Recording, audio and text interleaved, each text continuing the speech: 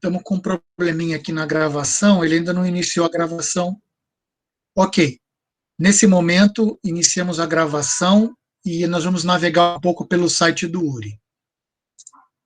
Tá?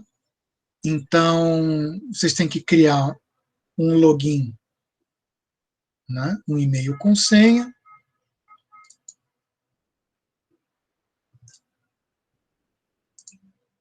E aqui dentro do site do URI, o que tem de interessante para olhar em primeiro lugar? O que tem de interessante aqui, pessoal, são os problemas. Tá? Então, eu vou clicar aqui em problemas, que estão divididos em categorias. Então, temos problemas aqui para iniciantes, né? E aí vai por várias temáticas. Um capítulo que vai interessar muito a gente é o capítulo 7, que é grafos, né? E o capítulo 6, tá? Que também tem alguns problemas interessantes de logística aqui. Então, eu vou começar a tirar uns probleminhas, né, do capítulo 6 e aqui do capítulo 7 também. Tá? Como é que é um problema típico? Então, vamos clicar aqui no probleminha de grafos. Então, aqui você tem vários problemas de grafos. O problema tem um número, tá vendo aqui?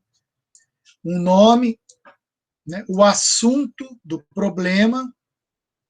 Então, por exemplo, esse problema aqui, ele mexe com trilha de Euler e carteiro chinês. Então, já é um probleminha de logística. Só que o nível dele é número 10. Quanto maior o nível, é mais difícil se torna o problema. Você vê também pelo número de pessoas que resolveram aqui, tá vendo? Resolvido. 68 vezes apenas. Se você comparar, por exemplo, com o problema 1152, chamado Estradas Escuras, tá? Esse problema já foi resolvido 4.237 vezes. E o nível dele é 5, quer dizer, um nível bem abaixo. Ok? Então, claro que eu não vou sufocar vocês, né, com problemas nível 10, né, que ninguém consegue resolver, fica programando 10 dias seguidos e não consegue achar a solução. Vamos passar problemas de logística básicos para vocês resolverem. Aí vamos dar uma olhada num problema típico. Por exemplo, estradas escuras. Vamos clicar nesse aqui. Todo problema, então, você vai encontrar aqui o tempo limite de execução dele, aqui, que é 3 segundos no caso, né? Tá? E aqui tem uma historinha que diz o que é o problema, de onde ele surgiu, o que você tem que fazer. Então tem sempre uma historinha aqui, às vezes meio bobinha, né? Às vezes um pouco mais breve, às vezes um pouco mais longa, para você contextualizar o problema. Mas isso não é tudo. Aqui, pessoal, vem explicado como é a entrada dos dados. Tudo explicadinho formalmente. Olha, a leitura dos dados é feita dessa forma. É toda formatada. Então, quando você fizer o seu programa, você vai fazer leitura a partir do dispositivo de leitura padrão. Você usa, tá, em qualquer linguagem, né? Então, por exemplo, se for Python aqui, você pode utilizar o input, como se você tivesse lendo, tá, do dispositivo de entrada de dados padrão. Mas você tem que seguir essa formatação. Depois a gente vai ver como que é uma formatação típica. Tá? E a saída também de dados você também vai imprimir para o dispositivo de saída padrão a resposta do seu problema. Tá? E é uma saída de dados toda formatada. Ou seja, se você imprime fora do formato, né, o GIS Online vai ter problemas para passar o seu programa, para dar OK no seu programa. Então a gente vai ver um exemplo depois também. Depois ele dá uns exemplinhos, ó, para essa entrada de dados aqui, a saída tem que ser esse valor. Então o GIS Online só vai considerar o seu programa certinho se ele encontrar o valor exato aqui na saída de dados. Tá? Então, é assim que ele checa se o seu programa está correto.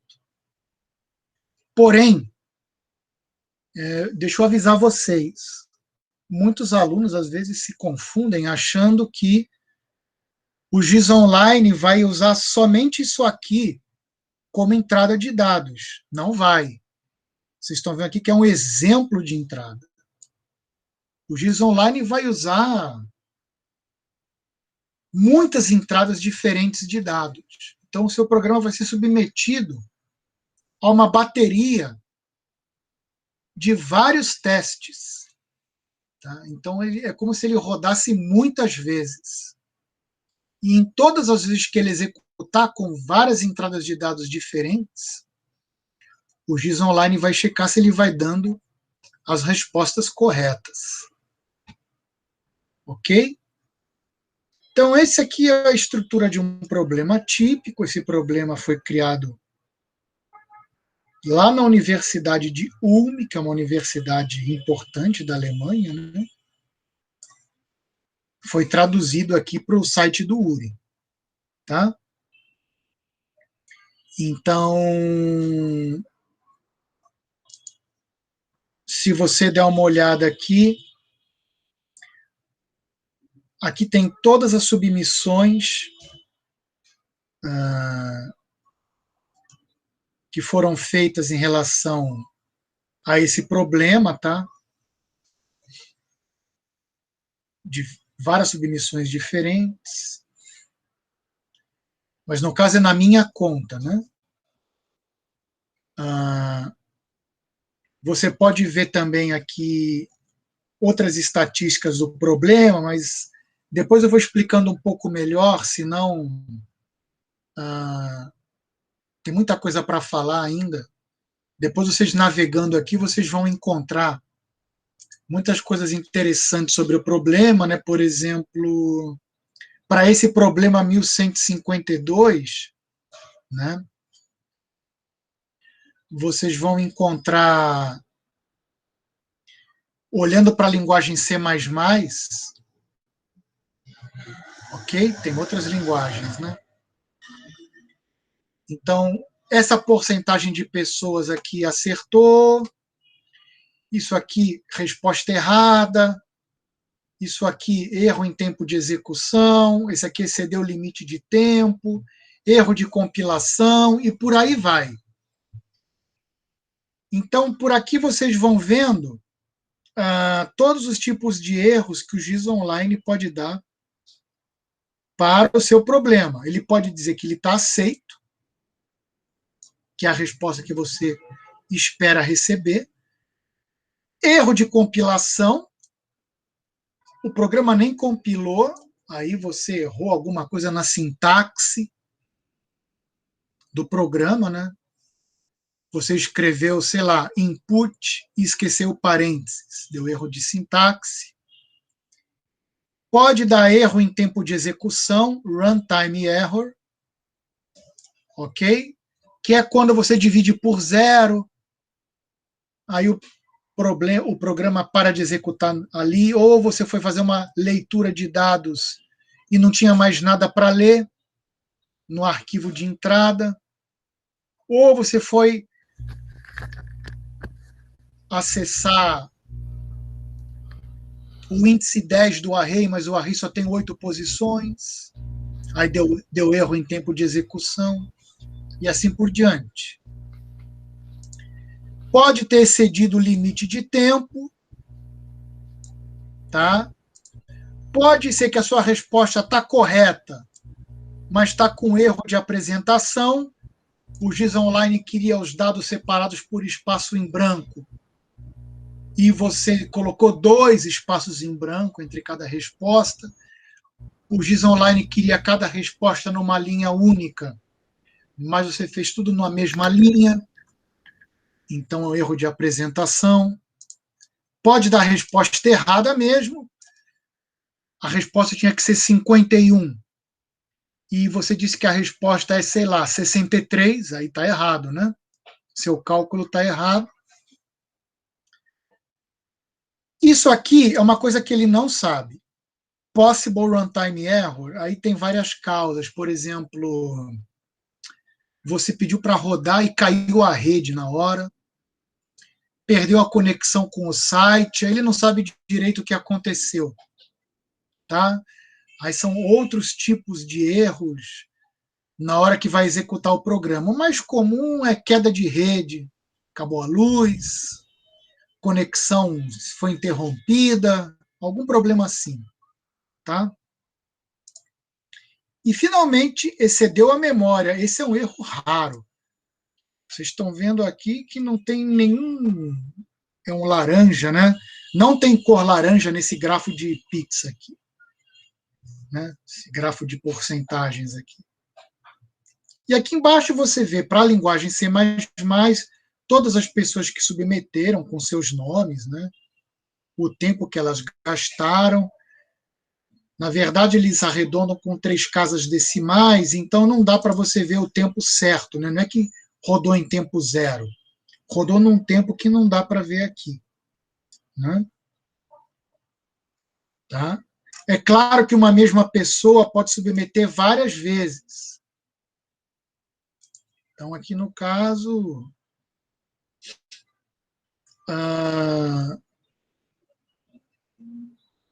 quando eu vejo aqui os resolvidos, na minha conta, né? Eu peguei os trabalhos dos alunos e fui passando um por um, tá? Para ver se estava tudo certinho no juiz online. Fui fazendo isso na mão, um por um, olhando o código-fonte de cada um. Tá? Tem um fórum para cada problema. As pessoas fazem perguntas aqui. Esse problema até... Tá? Ele tem umas perguntas, o que as pessoas respondem umas para as outras. Vocês podem encontrar ajuda nesse fórum. Tem outras ferramentas aqui, debugar. Tá? Você pode também debugar o problema aqui nesse debugador. Tá? Depois a gente pode ver como é que ele funciona, tá? Para você acompanhar a execução do problema. Tá? Enfim, tem bastante ferramentas aí para vocês brincarem. Tá bom? Alguma dúvida até o momento, pessoal? Tá tudo tranquilo?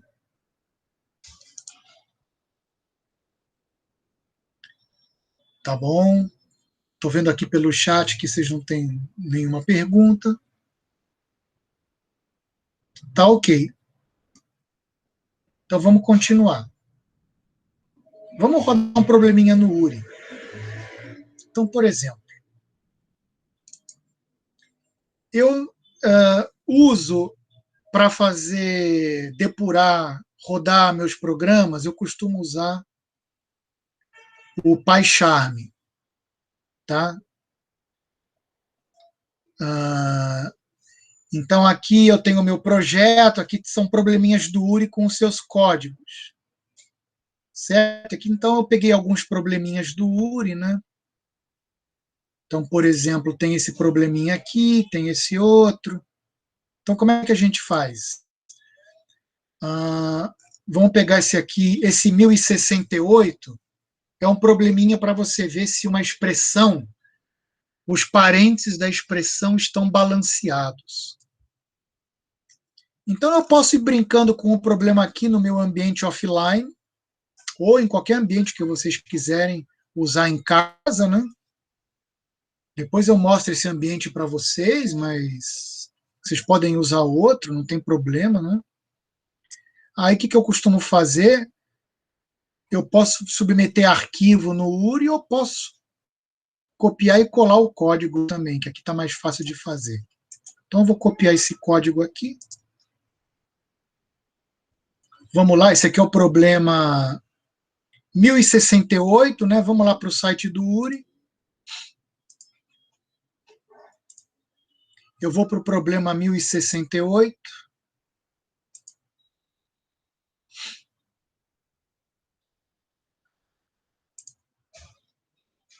Eu digito aqui 1068. Ele vai lá para o problema, olha lá, balanço de parênteses. Aí ele explica o que tem que fazer nesse problema. Então, essa expressão está correta, porque todos os parênteses estão balanceados. Essa expressão está incorreta, porque está faltando fechar um parênteses. E assim por diante. Então, ele diz como é que você tem que ler os dados, como é que você tem que imprimir a saída de dados. Então, para cada expressão, você imprime correct ou incorrect, ok? Aí eu vou dar um paste aqui no meu código, eu fiz aqui no meu ambiente offline. Aqui você pode escolher a linguagem, tá? Então você pode fazer aqui em C, C Sharp, C++, C++17 e assim por diante, tá? Java, Java 14, Java 8, JavaScript e assim por diante. Lua, que é uma linguagem muito legal, Pascal. Bom, esse aqui está em Python 3. Você pode setar depois, quando você criar uma conta, nas suas configurações, qual é a linguagem padrão em que você vai rodar seus problemas. Aí você coloca o probleminha aqui e envia para o juiz online. Aí ele roda e ele dá a resposta aqui na hora para você. Ó, aceitou. Tá? Diz quanto tempo rodou e assim por diante. Ok? Então é bem fácil de usar esse ambiente. Então, a primeira tarefa que eu vou passar para vocês hoje ainda vai ser brincar com esse site. Vou passar uns probleminhas para vocês rodarem em casa. Não vai ser para entregar ainda, tá? Na semana que vem a gente já avança um pouco na matéria e eu já passo um probleminha para entregar em 15 dias. Tá bom? Mas o que eu vou passar hoje ainda não é para entregar. Só para vocês brincarem e se familiarizarem aí com o URI, desenferrujarem no Python ou na linguagem de programação que vocês gostam de usar, né? Ver como funciona o ambiente. Quem já conhece vai querer pular essa parte. Talvez se interesse, porque talvez o problema que eu passe seja um problema diferente, ele nunca programou esse problema. Tá? Eu vou passar um probleminha legal para vocês rodarem aí. Tá bom? Então, voltando aqui ao chat, deixa eu ver se tem alguma pergunta. O Lucas está dizendo, se o pessoal não quiser baixar a IDE, dá para usar o, rap.it. Esse site é na Itália, por acaso? O que é isso?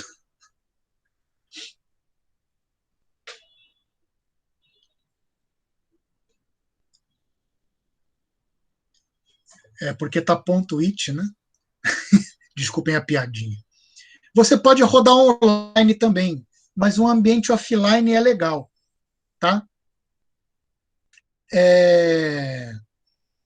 Tem vários ambientes online de Python, Mas se você tiver um ambiente legal offline, você consegue trabalhar uh, de um jeitinho assim, com mais recursos, né? Bom, esse ambiente que eu uso é para Python, né? É o PyCharm, né? Que eu estou programando mais em Python ultimamente, tá? Muito bem. Vamos pegar um probleminha então do Uri. Vamos pegar esse mesmo aí, o 1068, tá? E aí a gente já faz uma pequena recordação aí de linguagem de programação. Eu vou colocar o Python aqui, mas vocês podem usar outra linguagem, tá? Mas o Python ele é bem. Vou confessar uma coisa para vocês: os problemas em grafos eles ficam muito fáceis de rodar quando você usa Python, tá, pessoal? Mas fica muito fácil mesmo. Por causa da facilidade com as listas, com as matrizes, os programas ficam muito fáceis de rodar problemas de logística, de grafos em Python. Por isso que eu escolhi essa linguagem.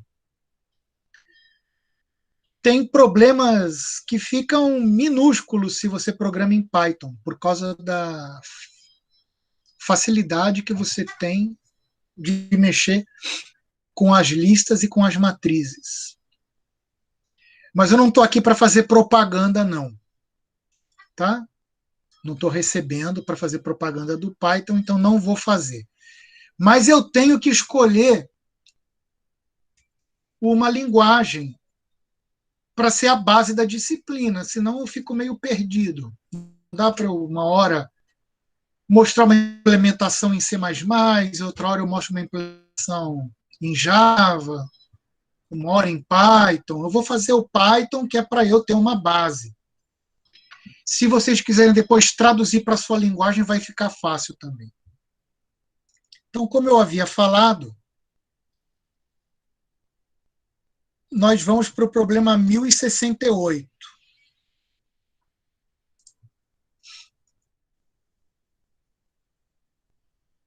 Lá do URI. Vamos ver o que aquele problema pede. Que é o balanço de parênteses. Eu vou aqui aumentar um pouquinho a letra para a gente ler melhor.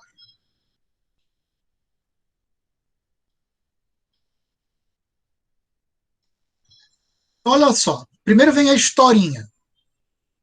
Dado uma expressão qualquer com parênteses, indique se a quantidade de parênteses está correta ou não, sem levar em conta o restante da expressão. Por exemplo, essa expressão aqui tem parentização correta. Abriu um parênteses aqui, fechou um parênteses aqui. Essa outra expressão aqui também está correta. Tá? Aqui tem alguns exemplos de expressão incorretas. Aqui, por exemplo, eu abri 2 vezes o parênteses e só fechei uma. Né?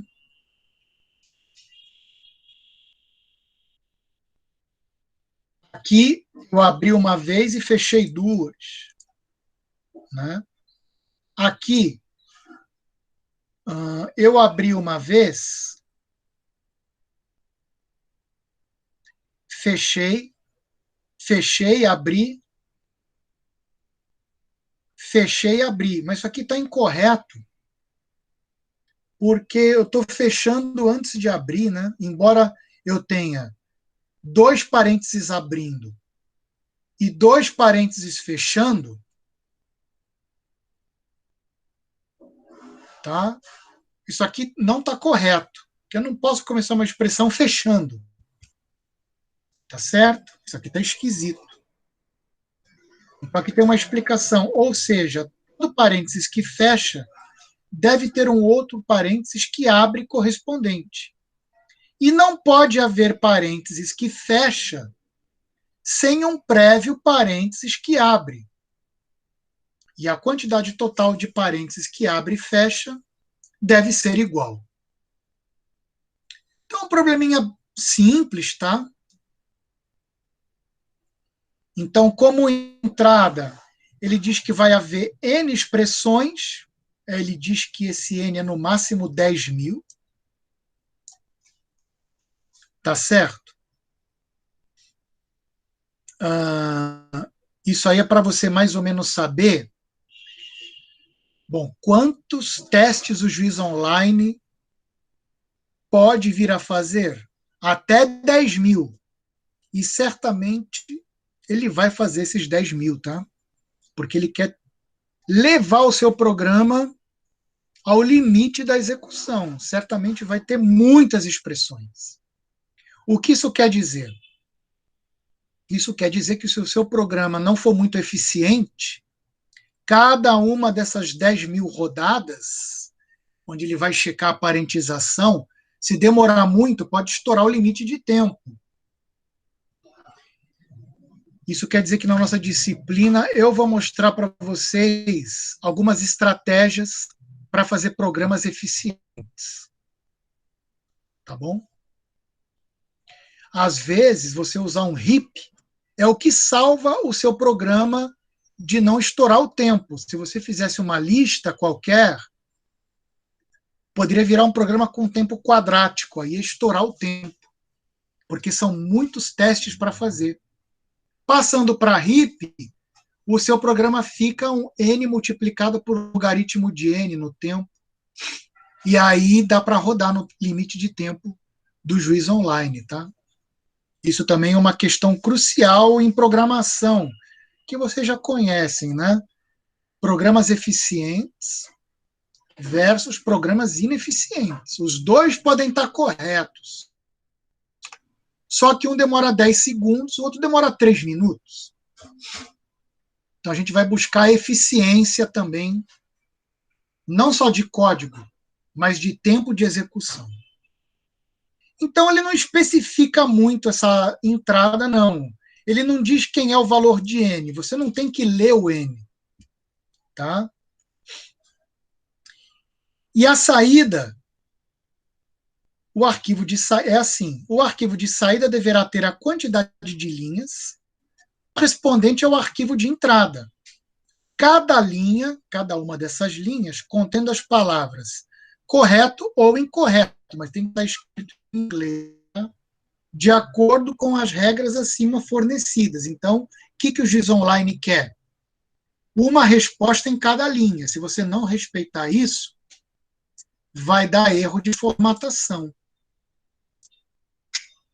Vai dar erro de formatação. Presentation error. Tá? Mesmo que ele esteja funcionando, dando as respostas todas certinhas. Também não pode ficar pulando linha. Se você escreveu correct, pulou uma linha em branco, escreveu outro correct embaixo, presentation error. Ele não vai passar o seu problema no juiz. Tá bom? Então tem que ser assim, o formato de saída é assim. E o número de linhas de entrada não está especificado. Muito bem, pessoal. Todo mundo entendeu o que é para fazer? Alguma dúvida sobre o que foi pedido nesse problema? Obviamente que não é um problema de grafos, não é um problema de logística. Isso aqui é só para a gente se inteirar na programação aqui do URI, desenferrujar o Python. Tá bom? Então tá tranquilo. Ok. Então vamos voltar aqui para o PyCharm. João Marcos está perguntando: tem como pedir ajuda caso esteja preso na solução? Você diz pedir ajuda, entrar em contato comigo durante os trabalhos para eu te dar umas dicas? É isso? Ou pedir ajuda lá no fórum do URI? Pode especificar melhor? Hein, João?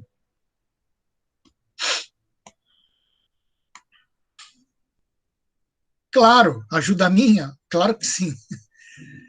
Se eu passar um trabalho ao longo da semana, seja para entregar ou não, vocês podem entrar em contato comigo.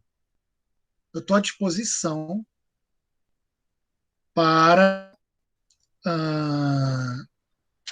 resolver dúvidas de vocês. Inclusive, quando termina o tempo da nossa aula, por volta de 8 horas, os alunos já podem sair. Quem quiser continuar e me perguntar alguma coisa, se inscreve aqui no chat, eu tiro dúvidas. Ou então ao longo da semana. Tá? Entre em contato comigo, manda mensagem pelo Classroom, ou um e-mail, e a gente vai conversando. Tá bom? Muito bem.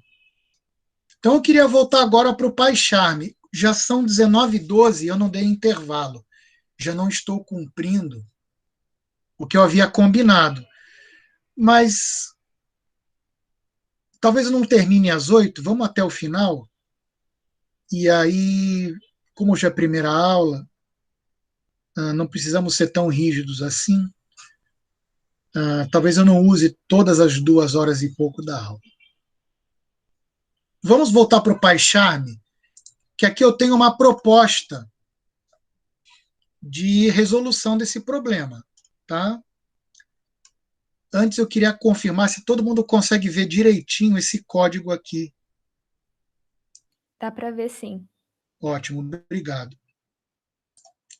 Então, olha, eu aumentei a letra o máximo que eu podia aqui, para ficar bem visível aí na janela da máquina de vocês.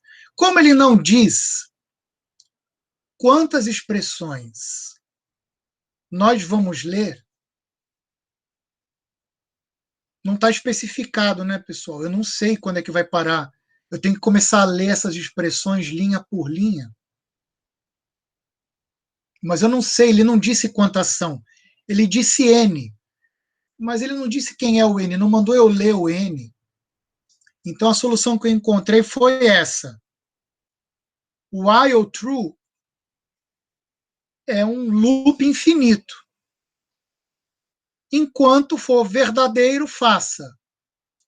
Né? Isso aqui é uma expressão do Python, o true é uma expressão que dá sempre verdadeiro. Eu poderia escrever também, enquanto 1 é igual a 1, né? Enquanto 1 é igual a 1, é um loop infinito. Mas espera aí, loop infinito não vai dar certo, ele vai dar erro de execução. Se você fizer um loop infinito, quando ele acabar de ler a última expressão, aqui dentro de cada loop, eu leio uma expressão e resolvo. Aí eu vou para um novo loop. Leio uma expressão e resolvo. Aí um novo loop. Leio outra expressão e resolvo. Mas o dia que acabar o arquivo de entrada e não tiver mais expressões, ele vai tentar ler aqui, ó, nessa linha. É que eu leio. O dia que o arquivo de entrada acabar, ele vai tentar ler, vai dar um erro em tempo de execução. Runtime error. Então, para contornar esse problema, o que eu fiz? Eu protegi a leitura da expressão com esse try. O try, do inglês, né, tente. É o seguinte, você vai tentar executar esse bloco que está aqui, olha. Você vai tentar executar esse bloco. O bloco vai até aqui. Esse é o bloco azul. Tente executar esse bloco. Se der algum erro de execução aqui no meio, não aborte o programa. Tá? Desconsidere o erro. Tá? Então, eu vou tentar rodar. E aqui tem a exceção. Tá? É uma maneira de programar em Python. Vou tentar rodar isso aqui. Tá? E a exceção é um erro de leitura. Tá vendo aqui? Quando acontecer um erro de leitura, você termina o programa, break. Então, recapitulando, o que é o try? O try é o tratamento de exceção. Eu rodo esse bloco. Tá? Se por acaso aqui der uma exceção, por exceção você leia erro. Tá?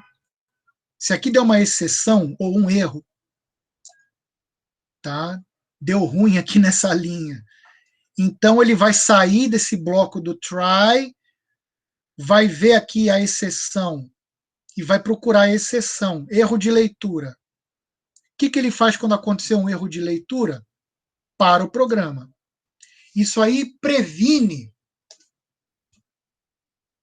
que o seu programa dê erro em tempo de execução. Eu posso ter outras exceções? Posso ter outras exceções, sem dúvida nenhuma. Eu posso ter exceção de erro de leitura, exceção de índice inválido, que é quando você acessa um array fora da posição, o array tem 10 posições, você quis acessar a posição número 20, aí dá um erro de índice inválido. Pode ser divisão por zero, que é um outro tipo de erro, então você pode escrever todos os erros que você quiser aqui, são as exceções. Exceção, erro de leitura, para o programa. Exceção, índice inválido, faz alguma outra coisa. Exceção, dividiu por zero, desconsidera o valor, você vai tratando as exceções aqui. Então, qualquer erro, qualquer exceção ou erro que acontecer dentro do bloco do try, você trata aqui fora. Então, isso protege o seu código de erros de execução. Tá? Eu espero que isso não seja uma coisa assim complicada. Acho que não é novidade para vocês. Será que alguém poderia me dizer aí pelo chat se isso aqui é novo ou se vocês já estão acostumados a colocar o try ou except? Todo mundo já estudou isso? O João falou que estão acostumados. Né? Se alguém nunca viu isso, se alguém nunca viu, pode escrever aqui pelo chat que eu posso dar mais uma explicação aqui. Maurício também falou que está tranquilo. Beleza. Se alguém não tá assim familiarizado com o try ou except, pode depois mandar mensagem para mim, mas eu vou postar esse exemplo para vocês hoje. Depois da aula eu posto tudo, todos os links, tudo que a gente fez aqui eu vou postar para vocês. Muito bem. Então, pessoal, eu faço aqui um loop infinito com um try. Agora vamos ver o que tem dentro do loop, né? Eu leio a string.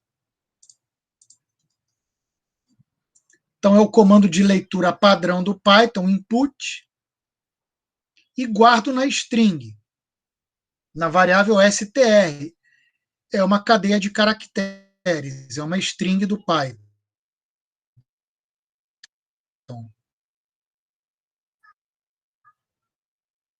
Tá?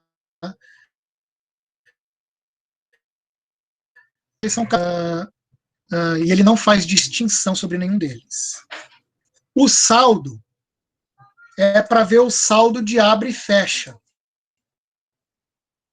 Então, como o número de parênteses tem que ser igual, o número de abre tem que ser igual ao número de fecha, no final do programa, esse saldo vai ter que ser zero. Que abriu é igual ao número de parênteses que fechou. Então, eu vou imprimir, está correto. Caso contrário, eu vou imprimir, está incorreto. O saldo no final tem que ser zero. Tá? Mas como é que eu vou calcular esse saldo?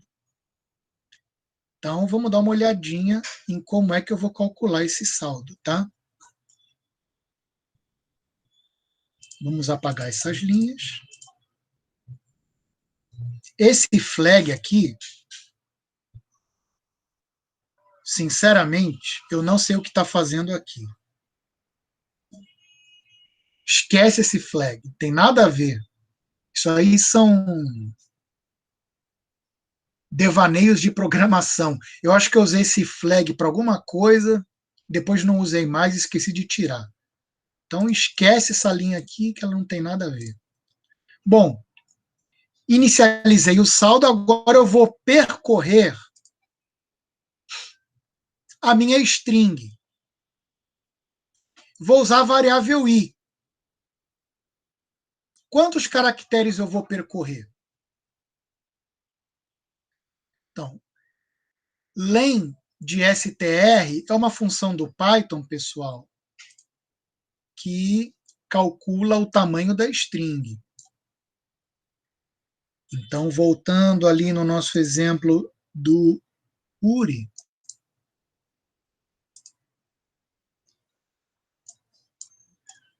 essa string aqui, por exemplo, vai ter, qual é o len dela? Vai ter 1, 2, 3, 4, 5, 6, 7, 8, 9, 10, 11. O len desse str aqui, dessa string, é 11. Só para lembrar, né? Então, essa variável i vai só contar 11 vezes. Então, eu posso aqui range de len de str. Esse range vai contar de 0 até 10. Ora, de 0 até 10, vocês sabem que são 11 elementos, né? Do 0 ao 10 são 11 elementos. Tá? Então, esse i vai contar 11 vezes. Ok? Muito bem. Só que a gente sabe que em Python, toda string é como se fosse um vetor, um arrayzinho de caracteres. A primeira posição é 0, a última posição é 10 e o comprimento é 11. Não se esqueçam disso. Então, quando eu leio a string, ela tem 11 caracteres numerados, indexados, de 0 até 10. Isso não pode ser esquecido. E aí ele pergunta se o caractere que eu li na posição i é um abre parênteses, essa perguntinha aqui. Ó, professor. Oi. Eu já tinha feito essa questão antes e também usei uma flag. E aí, do jeito que eu tinha feito com a flag, foi o seguinte, tipo, se o saldo for menor que 0, eu seto a flag como true e quando sair do for depois, eu verifico se ela for false e o saldo for igual a 0, dá um correct. E caso contrário, é incorreto. Mas aí você já usou o break e saiu do for de uma vez, até melhor. Foi isso que eu fiz. Eu fiz como você. Só que aí eu não falei, não precisa de variável flag. Quanto menos variável, melhor. Confunde menos a cabeça, né? Aí eu fiz um código sem o flag e esqueci de tirar o flag. Tudo bem.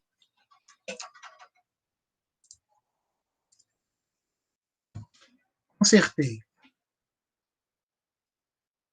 Aí eu pergunto se na posição i eu achei um abre parênteses, essa perguntinha. Se a string na posição i é igual a abre parênteses, soma 1 no saldo. Correto? Caso contrário, se não é um abre parênteses, eu vou perguntar se é um fecha. Caso contrário, se a string na posição i é um fecha, diminui 1 do saldo. Se achou um abre, soma 1. Se achou um fecha, diminui 1.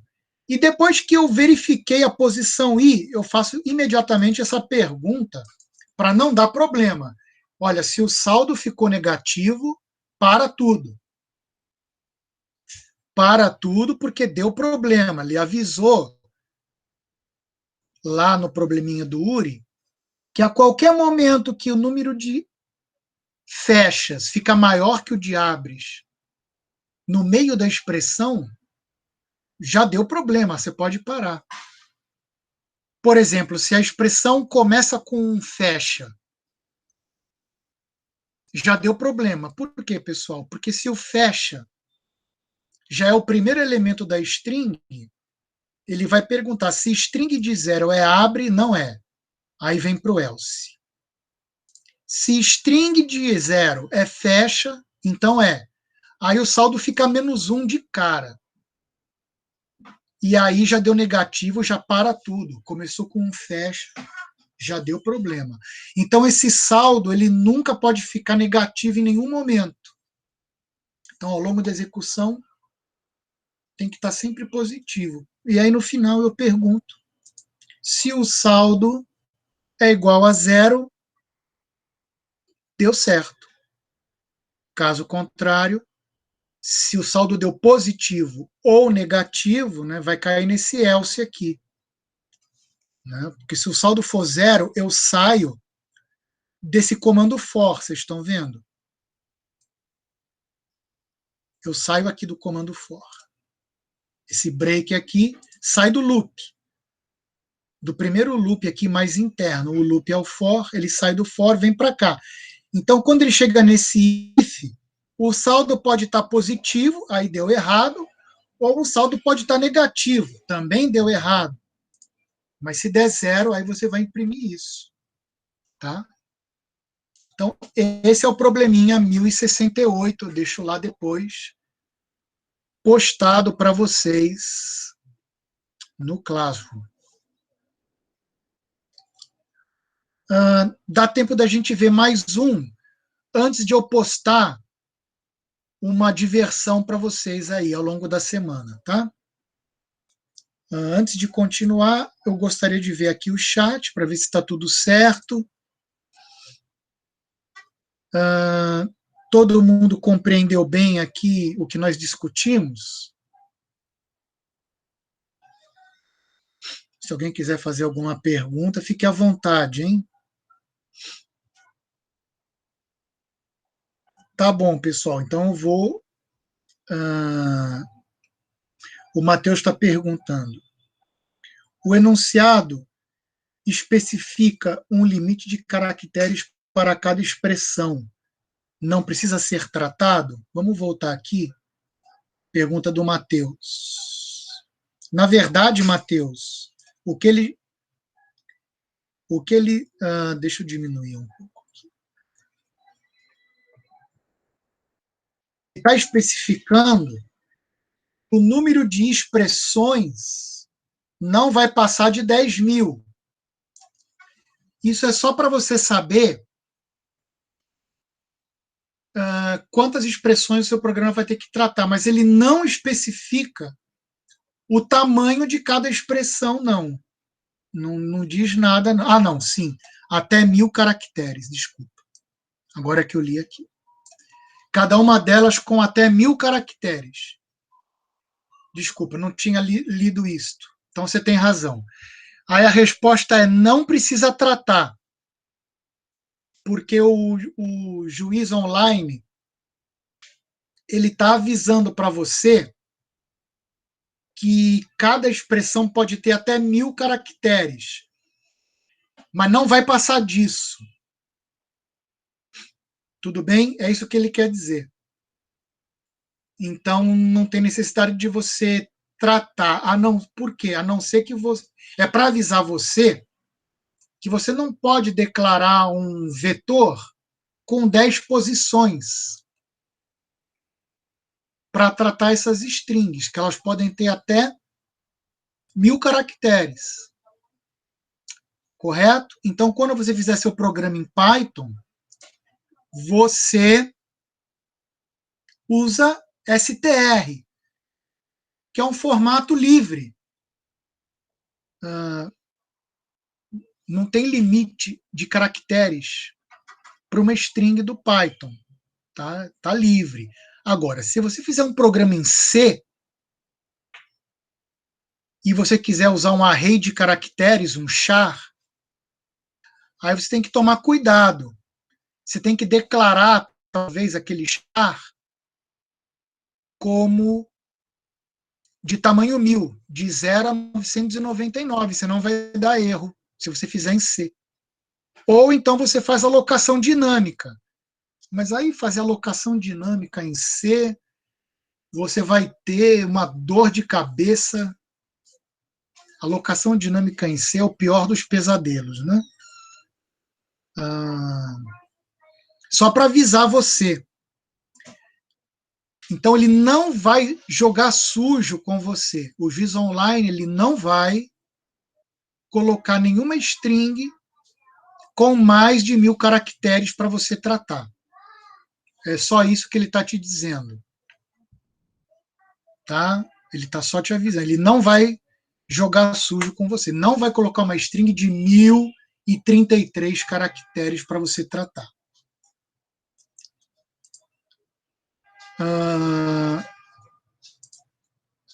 Respondi a sua dúvida? Beleza. Ótimo. Mais alguma dúvida, pessoal? Professor, a função string não indica já o tamanho? Não entendi sua pergunta, Jorge. A função len, tamanho, né, que está entre parênteses, já não traz o tamanho do string? Mas essa função é para você saber qual é o tamanho da string. O juiz online, ele colocou uma string para você ler e o seu programa não sabe o tamanho dela. Não sabe o tamanho dela. Só sabe uma coisa, que ela não vai passar de 1000 caracteres. Aí, dentro do seu programa, vamos colocar o programa aqui. Você leu aqui uma string lá que o juiz online te forneceu, lá no arquivo de entrada dele. Você só sabe que ela vai ter no máximo 1000 caracteres, mas você não sabe qual é o tamanho dela. Então, para você saber o tamanho dela, você tem que, o seu programa, ele precisa chamar a função len da string para você percorrer ela da esquerda para a direita. Se ela tiver 17 caracteres, você vai percorrer esses 17 caracteres, mas você não sabe. É para o seu programa tomar conhecimento de quantos caracteres tem naquela string. Tá? Não é para você dizer qual é o tamanho dela. É para você tomar conhecimento. Uma coisa é você determinar, olha, eu determino que essa string tenha 200 caracteres. Não, você não vai determinar. Quem determina é o juiz online. A função len é para você tomar conhecimento. Tomar conhecimento é diferente de determinar. Quem determina é o juiz online. Você só toma conhecimento disso usando a função len. Então, eu não sei. É que nem aqui, mais ou menos.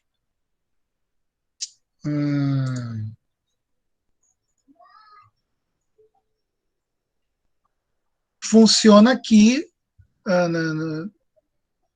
por exemplo, numa circular, que a direção do Instituto determina. O Instituto determina esse procedimento. E aí você toma conhecimento através de uma função, que no caso seria ler, né? Então, determinar é diferente de você tomar conhecimento do valor. Não sei se ficou claro isso que eu quis explicar para você, ô Jorge. Ficou claro? Não, eu entendi isso mesmo. Tá bom. Eu acho que o seu microfone ele está com algum tipo de retorno. Eu não sei por quê, que quando você abre tem um certo eco. Mas não tem problema. Está dando para ouvir bem. Para encerrar, porque já estamos completando aqui, pessoal, mais de 1h30 de aula. Eu vou encerrar com um último exemplo e depois eu vou passar para vocês tudo que a gente discutiu na aula de hoje. Todos os links, todo o material. Talvez eu faça isso amanhã de manhã. Não deu tempo para fazer tudo hoje. E vou passar um probleminha para vocês brincarem também, que não vai ser para entregar, mas de qualquer forma, vamos pegar um outro.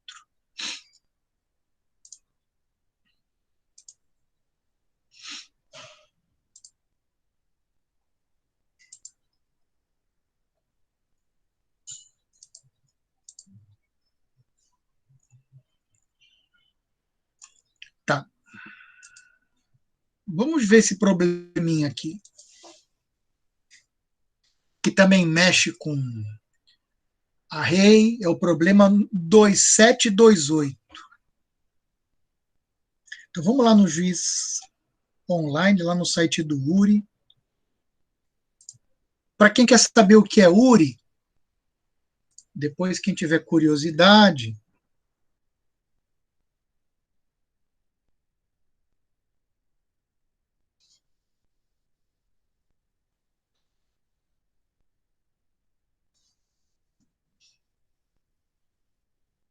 a URI é a Universidade Regional Integrada do Alto Uruguai e das Missões. Então, é uma universidade que fica no Rio Grande do Sul. É uma universidade privada, particular, tem campus em várias cidades do interior do Rio Grande do Sul e um grupo de professores e pesquisadores e estudantes, né, programadores, técnicos dessa universidade decidiram criar, né, esse site de programação, que foi uma iniciativa muito legal. Depois, se vocês quiserem ler, está tudo explicado lá. 2728. Vamos lá.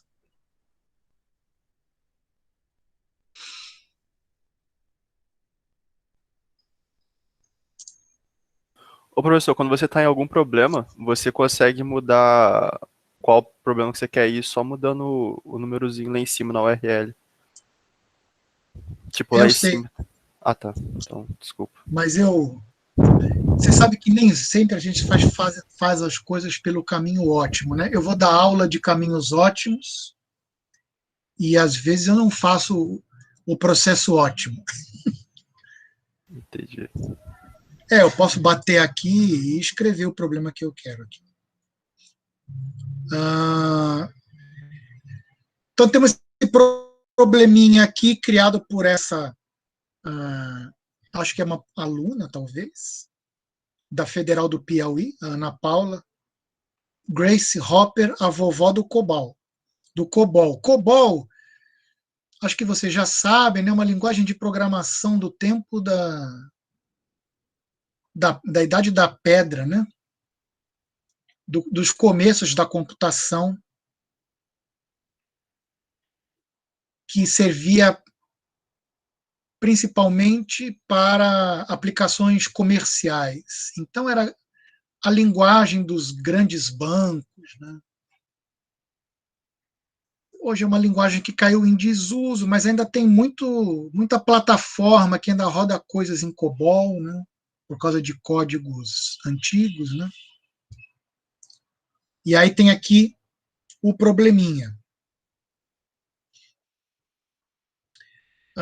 Aí tem uma historinha da Grace Murray Hopper, a vovó do COBOL, que foi analista de sistemas, almirante da Marinha dos Estados Unidos, criou uma linguagem de programação chamada Flowmatic, que foi a base para a criação do COBOL, blá, blá, blá, blá, blá, blá. Ela que criou o termo bug, né, Joaninha, que é quando dá um problema no programa. Então lá dentro tem alguma Joaninha que está passando em cima de algum circuito e está dando problema no meu programa, né? E aí a gente usa o termo bug para qualquer erro no programa, né?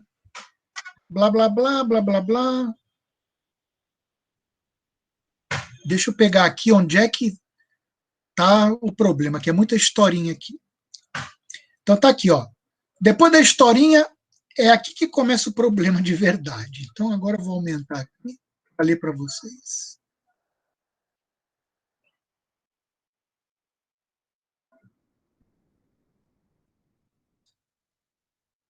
Neste problema, são dadas 5 palavras em cada linha de teste, separadas por hífen.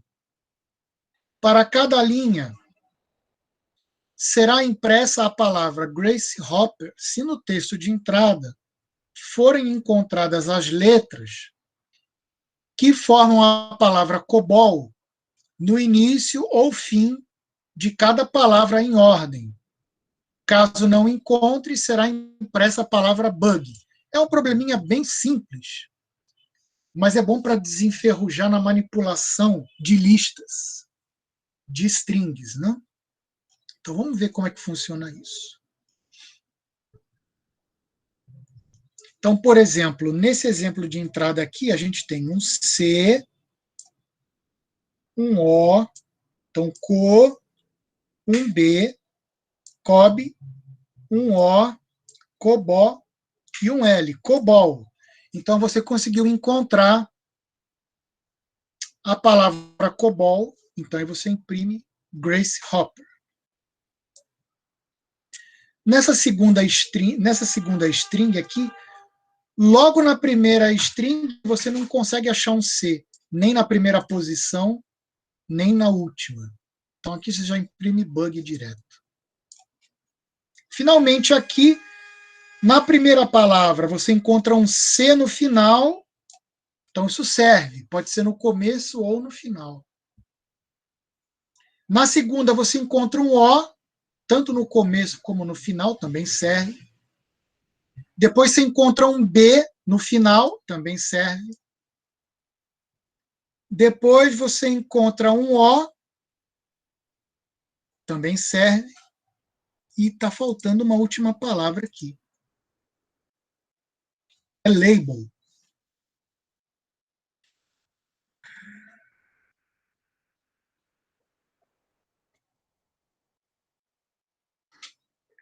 Serve porque o L também está aqui. Aqui você vai imprimir Grace Hopper, que quando eu aumentei, não deu mais para ler direito.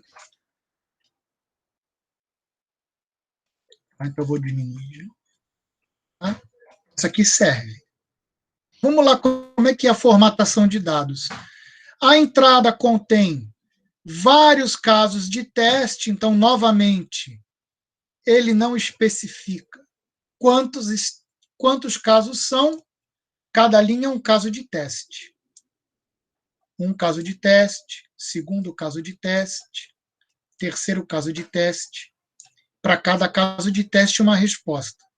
Então, cada caso consiste de uma única linha contendo de 1 a 50 caracteres formados por letras minúsculas e maiúsculas, de Azinho a Zzinho ou de Azão a Zezão, e hífens, sem espaços. Tá? Então, cada linha vai ter no máximo 50 caracteres. Então, ele está te avisando. Né? Então, você pode até conferir aqui. 3 mais 1, 4, mais 4, 8, 8 mais 5, 13, não passou de 50 aqui, nem aqui, e assim por diante. Tá? Então, vamos lá. Como é que a gente resolve isso? Tem aqui o programinha em Python que eu fiz.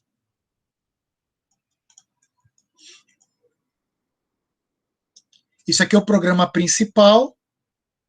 De novo, eu usei, como ele não especificou quantas strings são na entrada, eu usei esse while true, que é faça um loop para sempre. Mas não é para sempre, né? Porque eu vou tentar, eu vou dar um try, eu leio a string de entrada do juiz e chamo uma função, que é test. Eu testo essa string, tá? E imprimo a resposta.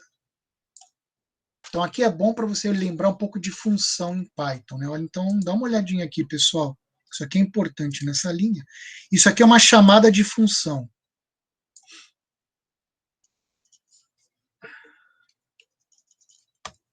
Ips. De repente, o meu mouse ficou inativo. Um momentinho.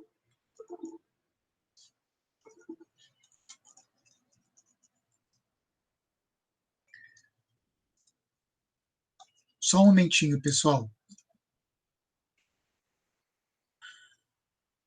O mousepad e o mouse não estão funcionando. Que beleza.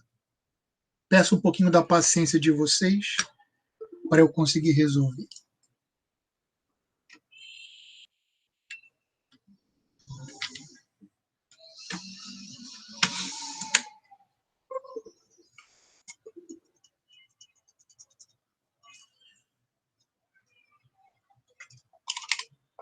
Só um instantinho.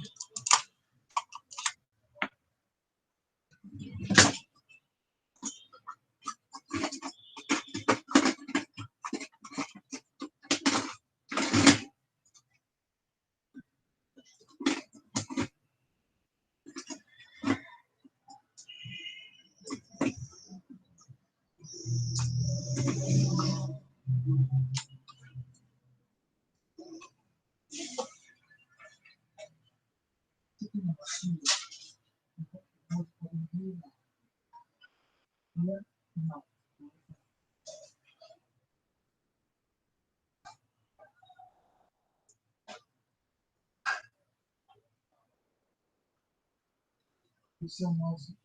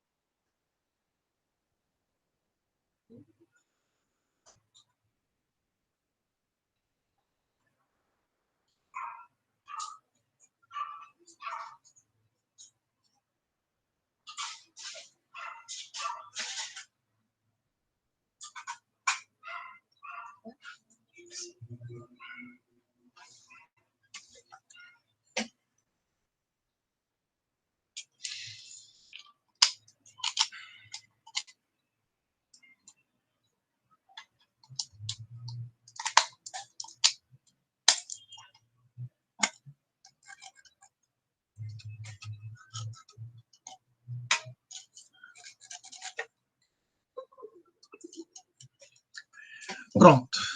Podemos continuar, desculpem.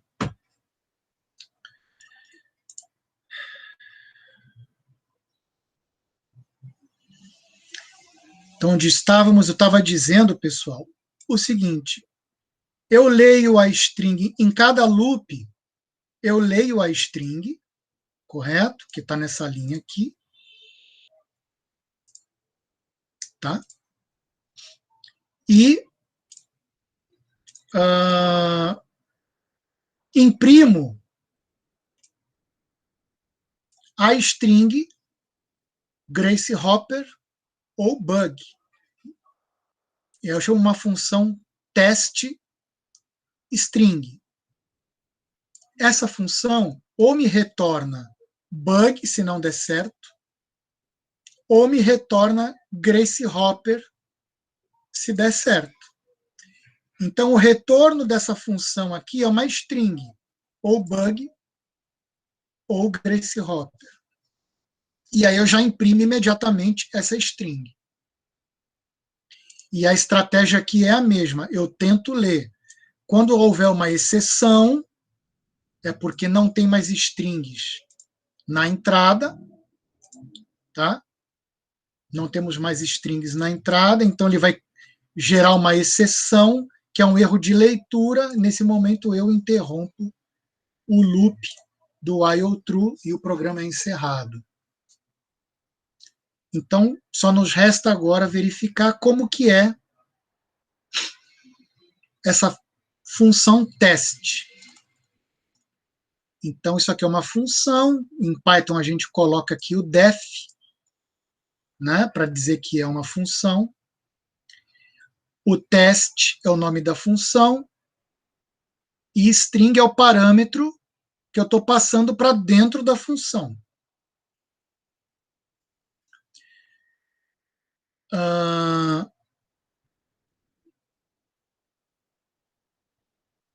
Eu pego, então, a minha string e, para facilitar a execução do programa, eu converto toda ela para minúsculas. Então, essa função aqui, string.lower, converte todas as letras maiúsculas da string para minúsculas. Tá? Beleza. Então, e a segunda... Então, essa é a primeira coisa que nós fazemos, porque as palavras podem vir maiúsculas, minúsculas, ele não faz diferenciação. Mas aí, para o programa ficar mais fácil, eu vou fazer tudo em minúscula. Se vier um C maiúsculo, ele serve. Se vier um B minúsculo, também serve. Então, vamos converter tudo para minúscula. Tá?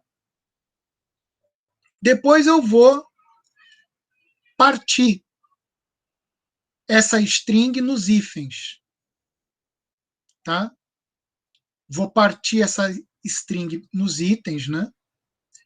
E já vou guardar nessa lista. Tá bom? Essa lista aqui seria minha string 2, mas ela não é mais uma string agora, ela é uma lista. Eu peguei essa string 1, achei todos os hífens que estavam nela como separações e parti nos hífens. E gerei, então, uma lista das palavras que estão nessa string. Vamos voltar lá, para a gente ver que mágica é essa. Por exemplo, que mágica foi essa aí? Então, vocês estão vendo aqui. Isso aqui é a string toda já convertida para a letra minúscula. Por acaso, o GIS Online já nos fez a gentileza de passar tudo em minúsculo. Mas aqui tem uma em maiúscula, não tem problema. Já converti tudo para minúsculo. Agora, o que aquele comando faz? Ele vai achando os hífens e vai separando. Vai varrendo da esquerda para a direita. Achou o primeiro hífen? Corta e pega essa palavrinha, cap, e guarda lá naquela lista. Aí ele continua. Vai andando. Achou o próximo hífen? Corta, tira a palavrinha one e joga lá naquela lista. Aí ele segue, vai andando. Achou um hífen? Corta, pega a palavra best e coloca lá na lista. Então, no final das contas, string 2 vai ser uma lista com todas as palavras já separadas e os hífens sumiram. Então, é uma lista de itens. Tá bom? Vamos voltar aqui para o chat para ver se está tudo tranquilo com essa mágica desse trim aí, desse corte que o Python faz. Tá tudo tranquilo? Beleza. Então, se alguém tiver com dúvida, pode consultar aí um compêndio de Python na internet para ver como é que funciona esse comando split. Mas o importante aqui é vocês saberem que str2 é um nome meio ruim, que ele não é mais uma string, é uma lista, onde cada item dessa lista é uma string, que é uma daquelas palavras ali. Aí eu tenho aqui um contador, porque são 5 palavras, né? Então eu vou andar item por item, palavra por palavra, nessa lista aqui. Tá? Por que eu vou fazer isso? Ora, eu preciso escanear as palavras da esquerda para a direita.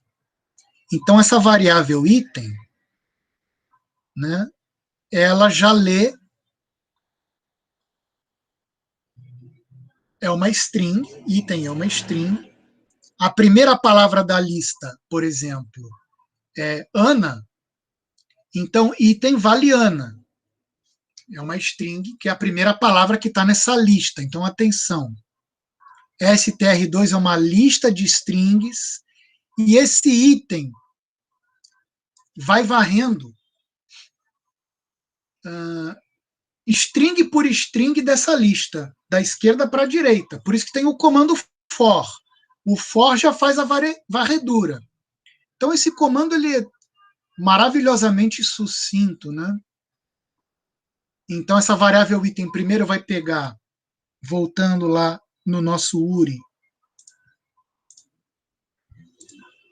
primeiro o item vale cap, depois o item vale one, depois o item vale best, porque o comando for faz essa variável item e pegando, tá, item por item dessa lista e tratando um por um.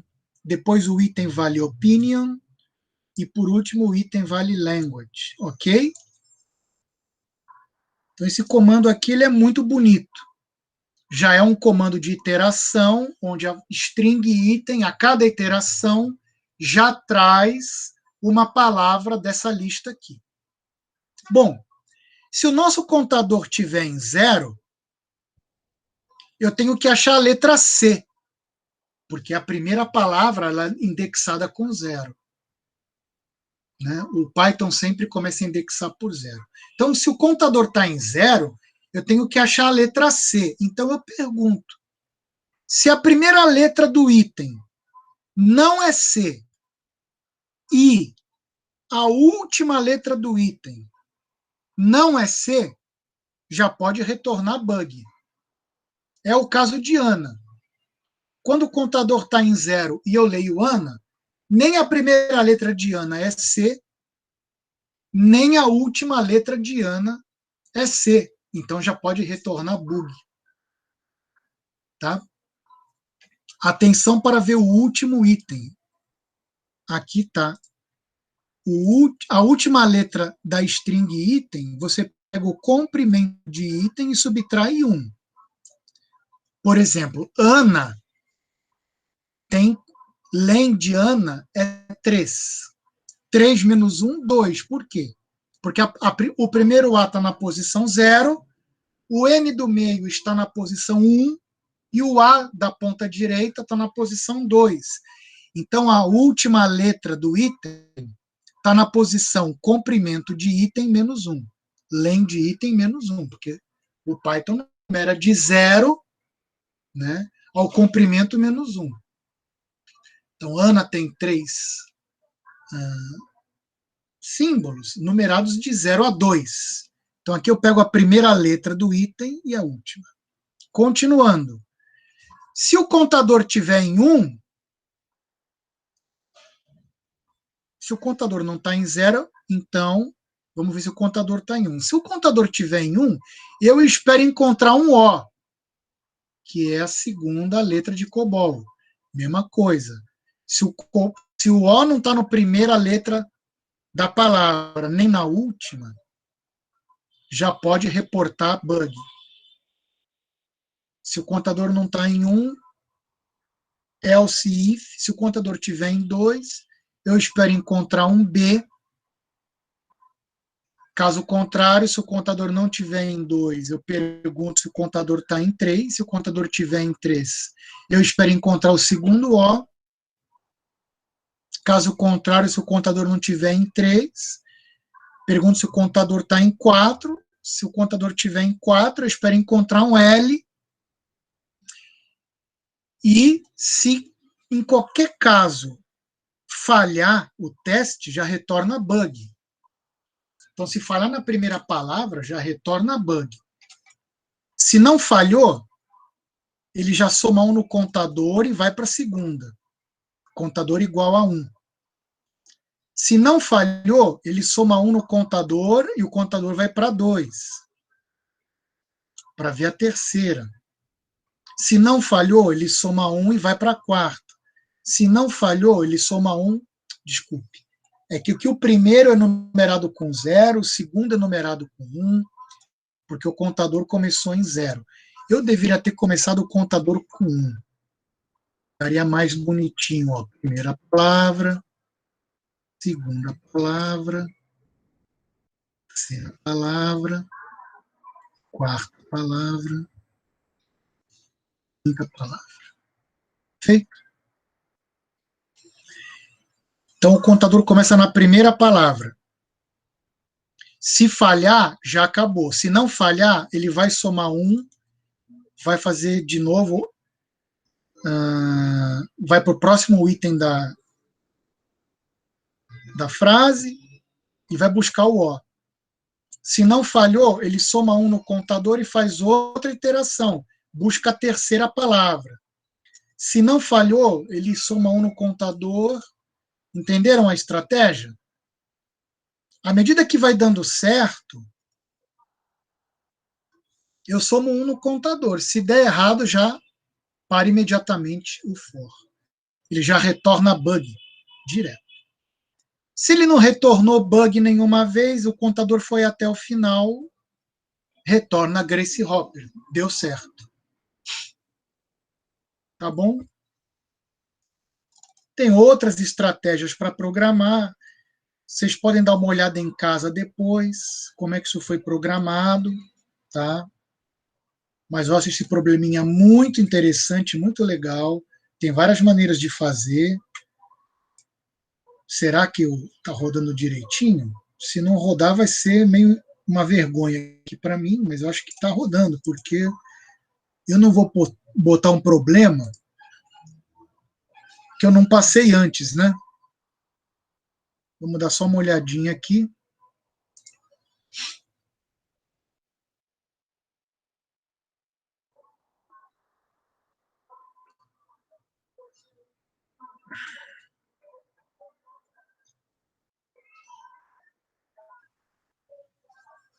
Esse aqui é o programa. Vamos ver se está ok. Você manda ele para o juiz online. Está demorando muito. Eu acho que não vai passar. Passou. Então, beleza, pessoal. Então, eu vou postar esses 2 probleminhas para vocês darem uma olhada e vou postar um desafio para vocês, que vai ser o problema.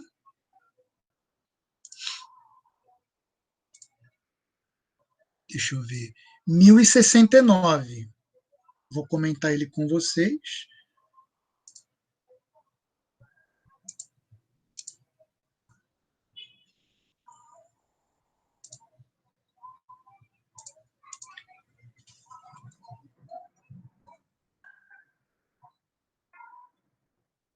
Diamantes e areia. É um probleminha também de parentização, mas ele é ligeiramente diferente. Vou passar esse problema para vocês brincarem, não precisa entregar. João está trabalhando em uma mina, tentando retirar o máximo que consegue de diamantes. Um diamante é um sinal de menor, seguido de um sinal de maior. Isso aqui é um diamante. Ele deve excluir todas as partículas de areia do processo.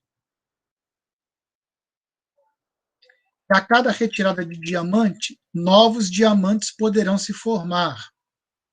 Se ele tem como uma entrada isso aqui, 3 diamantes são formados.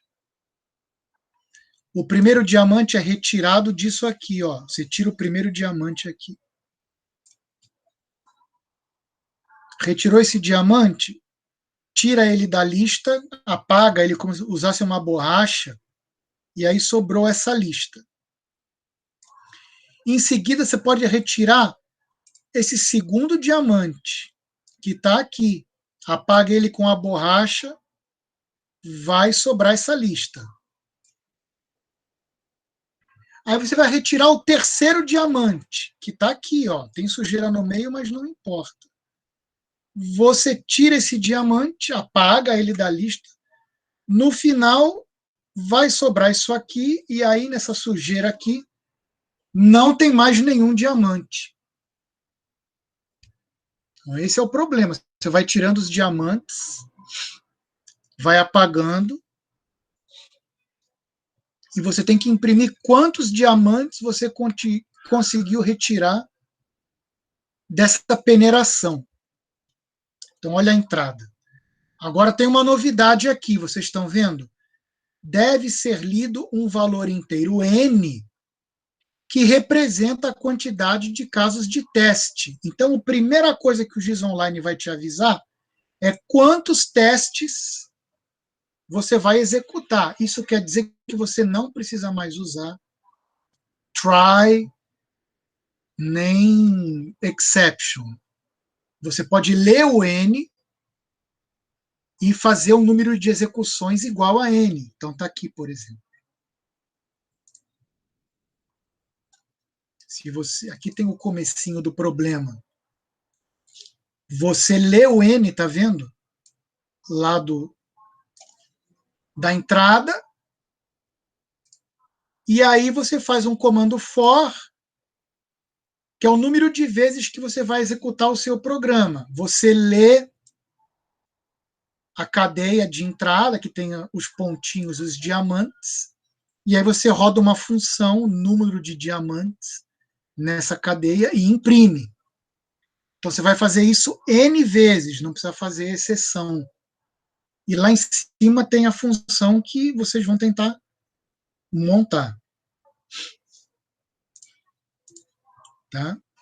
Então aqui, por exemplo, você consegue extrair 3 diamantes, aqui tem um, aqui tem o segundo, e depois de tirar o do meio, tem um terceiro que envolve o segundo. Então você vai imprimir 3.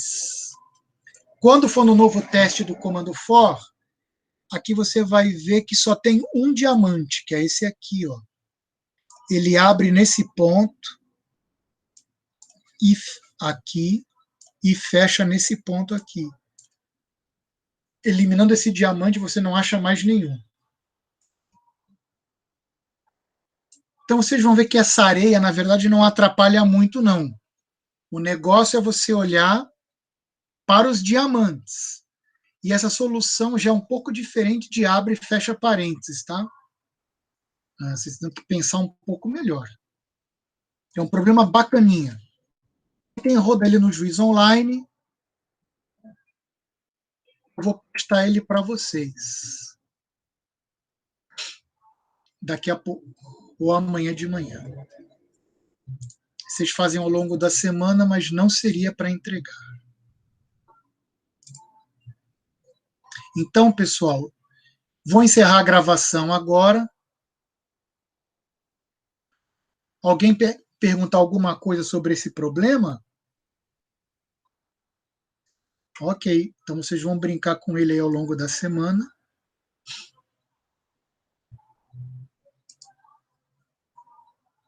E eu vou encerrar a gravação.